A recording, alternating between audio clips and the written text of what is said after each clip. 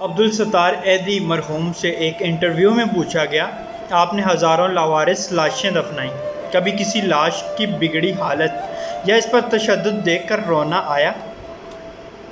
انہوں نے آنکھیں بند کر کے گہری سوچ میں غوطہ زن ہوتے ہوئے کہا، تشدد یا بگڑی لاش تو نہیں، البتہ ایک مرتبہ میرے رضاکار ایک صاف ستھری لاش لے کر آئے جو تازہ انتقال کیے بوڑھے مگر کسی پڑھے لکھے اور کھاتے پیتے گھرانے کی لگ رہی تھی۔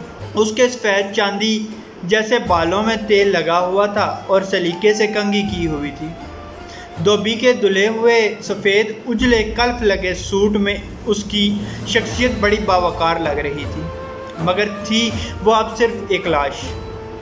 ایدھی صاحب پھر کچھ سوچتے ہوئے گویا ہوئے، ہمارے پاس روزانہ کئی لاشیں لائی جاتی ہیں، مگر ایسی لاش جو اپنے نقش چھوڑ جائے کم ہی آتی ہیں۔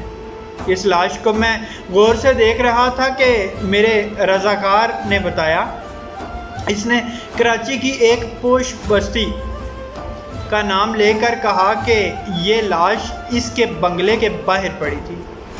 ہم جو ہی بنگلے کے سامنے پہنچے تو ایک ٹیکسی میں سوار فیملی جو ہمارا ہی انتظار کر رہی تھی، اس میں سے ایک نوجوان برآمد ہوا اور جلد بازی کا مظاہرہ کرتے ہوئے ایک لفافہ ہمیں تھماتے ہوئے بولا، یہ تدفین کے اخراجات ہیں۔ پھر وہ خود ہی بڑبڑایا، یہ میرے والد ہیں، ان کا خیال رکھنا، اچھی طرح غسل دے کر تدفین کر دینا۔ اتنے میں ٹیکسی سے آواز آئی، تمہاری تقریر میں فلائٹ نکل جائے گی۔ یہ سنتے ہی نوجوان پلٹا اور مزید کوئی بات کیے ٹیکسی میں سوار ہو گیا اور ٹیکسی فراٹے بھرتی ہوئی آنکھوں سے اوجھل ہو گئی۔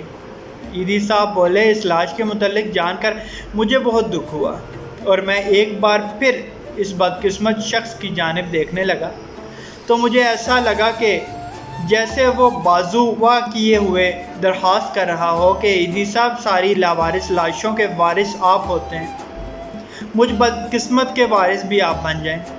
میں نے فوراً فیصلہ کیا کہ اس لاش کو غسل بھی میں دوں گا اور تدفین بھی خود کروں گا۔ پھر جو ہی غسل دینے لگا تو اس اجلے جسم کو دیکھ کر میں سوچ میں پڑ گیا کہ جو شخص اپنی زندگی میں اس قدر معتبر اور حساس ہوگا، اس نے اپنی اولاد کی پرورش میں کیا ناز و نام نہ اٹھائے ہوں گے، مگر بیٹے کے پاس تدفین کا وقت بھی نہ تھا۔ اسے باپ کو قبر میں اتارنے سے زیادہ فلائٹ نکل جانے کی فکر تھی، اور یوں اس لاش کو غسل دیتے ہوئے میرے آنسو چھلک پڑے۔ پھر وہ اپنے کندھے پر رکھے کپڑے سے آنسو پہنچتے ہوئے بولے، اس دن میں انسانیت کی ڈوبتی ہوئی دنیا پر رو پڑا۔ اللہ پاک آسانیاں حاصل اور تقسیم کرنے کی توفیق عطا فرمائے، آمین، جزاک اللہ۔